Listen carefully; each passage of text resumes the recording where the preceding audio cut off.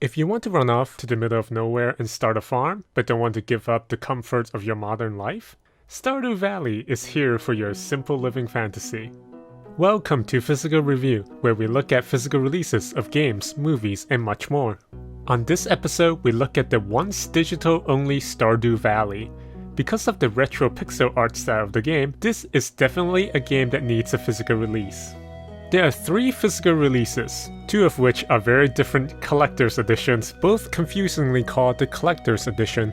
The first collector editions came out for the PS4 and Xbox One. The second collector's edition, along with a standard edition made by fan gamers, came out for Switch and PC a few years later. Let's start looking at the console version first. The console collector's edition has a box art that is a little plain. Yes, it's simple and to the point and it shows off the game's art style, but it doesn't convey the experience that you go through when playing.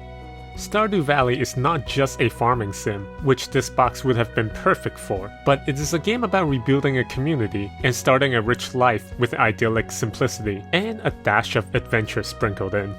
The back has screenshots and a list of game's features. Pretty standard, but the lawns below them feels a little empty. A few animals and Junimo would have livened it up a little. The story blurb on top is very short, just saying you inherited a farm and what challenge you'll be facing to bring it back to life. Inside has the game disc, soundtrack, map, and a mini guidebook. Both the game disc and soundtracks has identical artwork.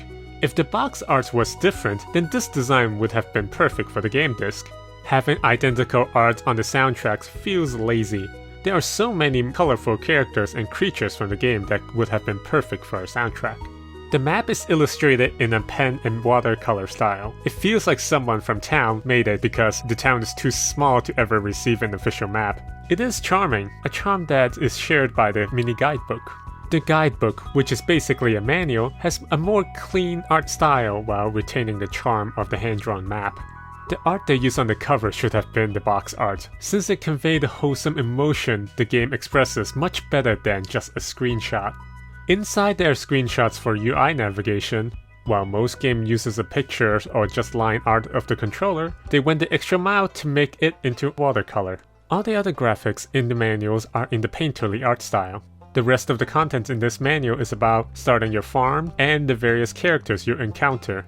The paper contents of this version of Stardew Valley are great. Other aspects, however, is less than ideal. This version was released in 2017, and they learned their lesson for their 2020 release for the Switch and PC. The 2020 versions of Stardew Valley's Collector Edition is truly a collector's edition. The box art is perfection. It expresses the colorful wholesomeness of the game, and it features all the major features without any text. Farming, crafting, relationships, and adventures are all here at a glance. The wooden pattern around the box is very fitting for the rustic country theme. The back has a list of included content along with system requirement. Under the card sleeve is the main box. The sides has more painterly illustrations of various farm products that you produce. The back of the box has a simple starfruit pattern on it along with the logos for the developer and publisher. The first thing in the box is the standard edition of the game. The box art is just as charming as the one on the outside. The back has screenshots and a plot summary. While it doesn't list all the activities and features of the games, unlike the PS4 and Xbox One version, it has a better narrative hook than the previous release. It tells you the challenge the town is facing and how you're not just restoring an old family farm, but an entire community. Inside the game case has a mini guidebook. The guidebook uses the same type of art as the PS4 and Xbox One version, but it also includes a labeled map. No screenshots or controller map here, just basic guide to the game mechanics. Aside from the mini guidebook, there's also an ad for Stardew Valley merch along with coupon code on the back, and the Steam key printed behind the system requirement. Underneath the game case are the collectible contents. First, we have the deed to the farm, printed on hard cardstock with gold color inlay. This isn't as cute and adorable as all the other contents included, but boy do this feel immersive. This had me questioning why don't real-life important legal documents come in thick gilded paper. Next is a cleaning cloth with a cute pattern. I love this design, but I feel like a cleaning cloth is much more fitting for the Switch version than the PC version.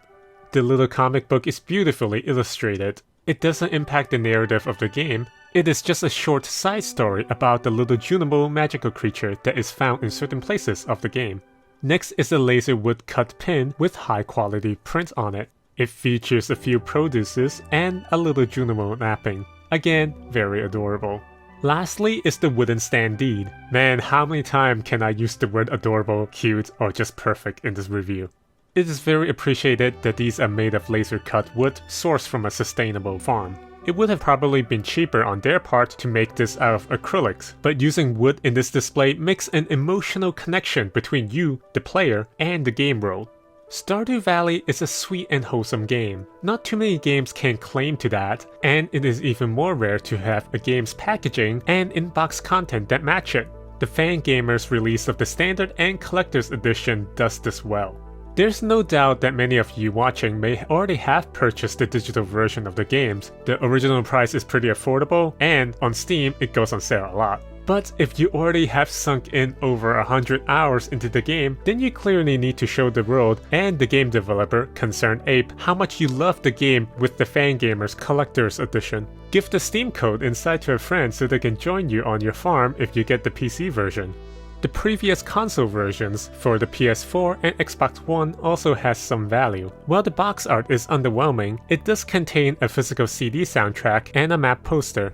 There are better and more expensive versions of these contents out there, but if you're on a budget and still want some physical items from Stardew Valley, both new and secondhand copies are currently at decent price. How many of you out there who owns the physical version of Stardew Valley owns the digital version before purchasing it? Tell me in the comments below. Thank you for watching Physical Review. Like and subscribe for more examination of physical releases of games and much more. Until next time, take it easy, whether it be escapism with a virtual farm or just enjoying the simpler things in life.